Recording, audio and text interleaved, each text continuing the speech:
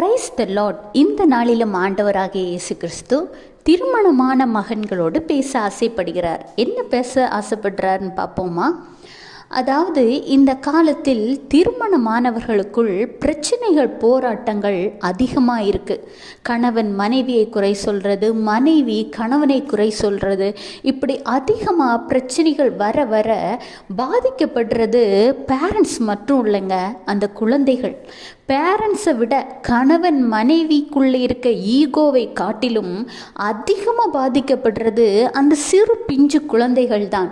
அவர்கள் என்ன தப்பு பண்ணாங்க? வேதாகமத்தின்படி நடந்து கொண்டால் கணவன் மனைவிக்குள் இருக்கக்கூடிய பிரச்சனைகள் முழுவதுமாக மாறிவிடும். ஆண்டவராகிய இயேசு கிறிஸ்து இந்த கணவன்மார்களை உங்களை பார்த்து தான் கர்த்தர் சொல்கிறார். சங்கீதம் 128:3, உன் மனைவி உன் வீட்டோரங்களில் கனி தரும் திராட்சை கொடியைப் போல் இருப்பாள்.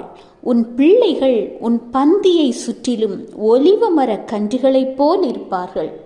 ஆமாங்க, நீங்கள் கொஞ்சம் விட்டு கொடுக்கலாமே. உடனே சொல்வீங்க, ஏன் என் மனைவி விட்டு கொடுக்கக்கூடாதா? அவங்க விட்டு கொடுக்கலைன்னா கூட நீங்கள் கொஞ்சம் விட்டு கொடுத்து போங்க.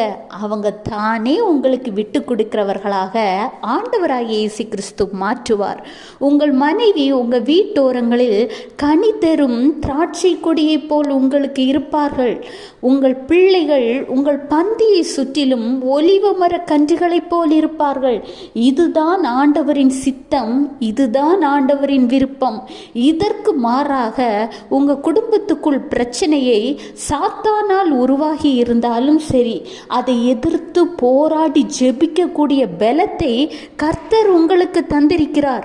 உங்கள் மனைவி மீதே தவறு இருந்தாலும், இல்லை உங்கள் மீது தவறு இருந்தாலும், அதை சரி பண்ணக்கூடிய பலனை கர்த்தர் உங்களுக்கு தந்திருக்கிறார். ஜெபத்தின் மூலம் நீங்கள் ஜெயம் பெறுங்கள். இந்த வசனத்தை சொல்லி சொல்லி ஜெபியுங்கள். கர்த்தாவே, என் மனைவி என் வீட்டோரங்களில் கனி தரும் திராட்சை கொடியை போல் இருக்க வேண்டும். என் பிள்ளைகள் என் பந்தியை சுற்றிலும் ஒலிவ மர கன்றுகளைப் போல இருக்க வேண்டும். ஆண்டவரே, அதற்கான வழிவாசல்களை திறந்து தாங்க என நீங்கள் கர்த்தரை நோக்கி ஜெபிக்கும் பொழுது, ஈசாக்கு ரெபேக்காள் எப்படி ஒரு வேதாகமத்தின் படியான ஒரு நல்ல கணவன் மனைவியாக வாழ்ந்தார்களோ, அதே போன்ற வாழ்க்கையை நீங்களும் வாழ்வீர்கள். கர்த்தர் உங்களையும் உங்கள் குடும்பத்தையும் ஆசீர்வதிப்பார். Have a blessed day. Jesus bless you.